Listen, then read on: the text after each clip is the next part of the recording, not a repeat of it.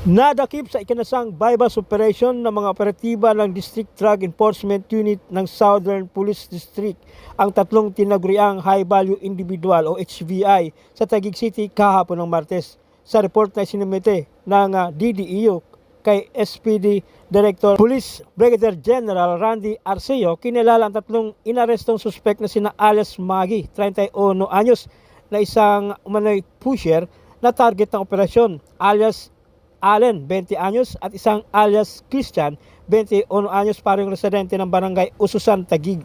Ayon sa ulat, nadakip ang mga suspect sa isinagawang bypass operation ng DDEU sa panguna ni Police Major Cecilio Tomas Jr.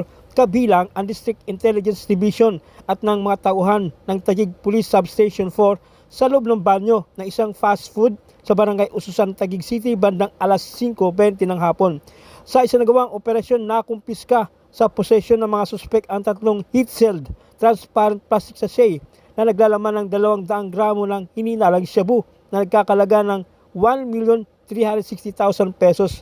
Bukod sa illegal na droga ay na-recover din sa posesyon ng mga suspek ang isang Android phone, isang unit ng caliber 45 na may magazine na kargado ng 5 bala, isang unit ng caliber 40 na may magazine na kargado ng 6 na bala, isang sling bag, isang white long envelope, bypass money at isang red Mitsubishi Expander na may plate number NFS 5948.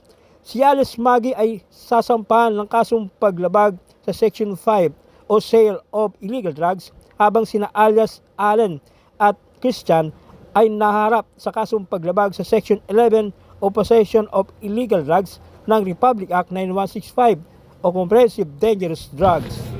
Tumanggi magbigay ng pahayag ang target ng operasyon, subalit aminado ang dalawang kasabwat na tatanggap umano sila ng tig 5,000 piso kung sakaling nagtagumpay ang illegal na transaksyon. Ha? 5,000. Ikaw, magkano kikitain mo dyan? Pag tigil 5,000 kayong dalawa. Kaya inaaresto namin sa salang pag-iingat at pagbebenta ng illegal na droga. Ha? Kayo rin ay may karapatang manahimik kung magsawalang kibo. Ano man ang inyong sasabihin ay maaaring gamitin pabor o laban sa inyo. Ulitin mo, baril. Baril. Sa anong nga lang? Yan pa? 10591. 10. Ako sa Police Corporal Richard Pabul. Inaresto namin kayo sa salang pag-iingat at pagbebenta ng illegal na droga.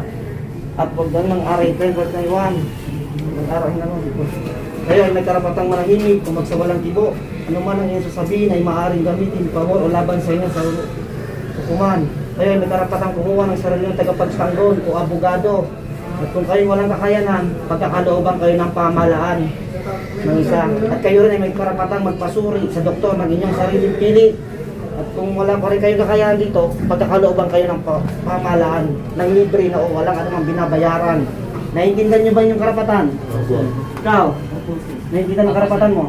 Samantala, may kaugnayan umano ang nasabing operasyon nitong Huwebes makarang sumugod ang mga operatiba ng District Drug Enforcement Unit sa Southern Police District sa pangalawang palapag ng isang motel sa barangay Ususan, Taguig, kung saan na-corner ang tatlong high-value individual na sangkot umano sa iligal na binta ng droga. Target ng operasyon si alias J, 33 anyos, residente ng barangay Bambang, Taguig, na matagal nang minamanmanan ng pulisya.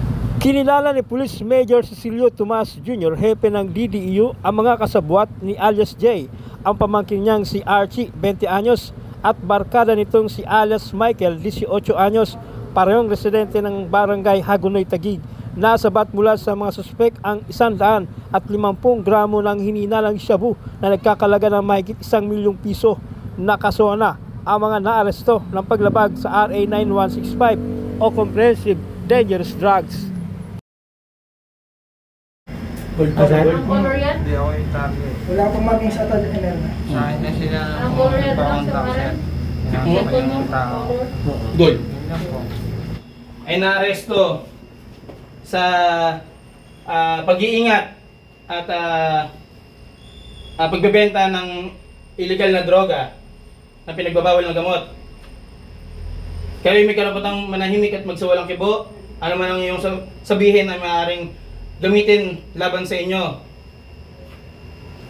Kayo may karapatang kumuha ng sarili nyong abogado at kung wala naman kayong kakayahan, ang gobyerno ay pagkakaluban kayo ng neto.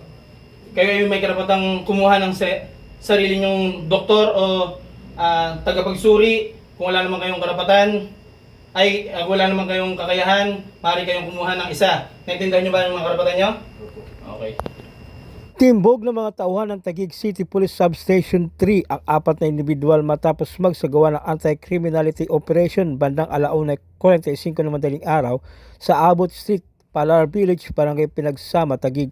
Kinilala ni Police Captain Rizali Tadeo, commander ng Substation 3, ang suspect na sina alias Rex, 19 anyos, alias Rad, 19 anyos, alias Gerald, 28 anyos at alias Iggy Boy, 29 anyos, pa mga residente sa nasabing barangay.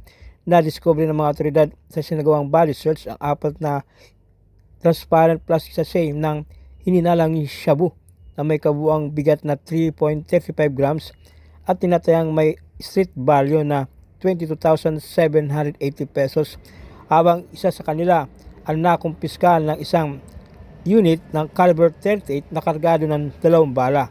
Nakasuhan ang naturang mga suspek sa kasong paglabag sa Section 11 ng RA 9165 o Comprehensive Dangerous Drugs at karagdagang kasong paglabag sa RA 10591 o Comprehensive Firearms and Ammunition ng isa sa mga naaresto.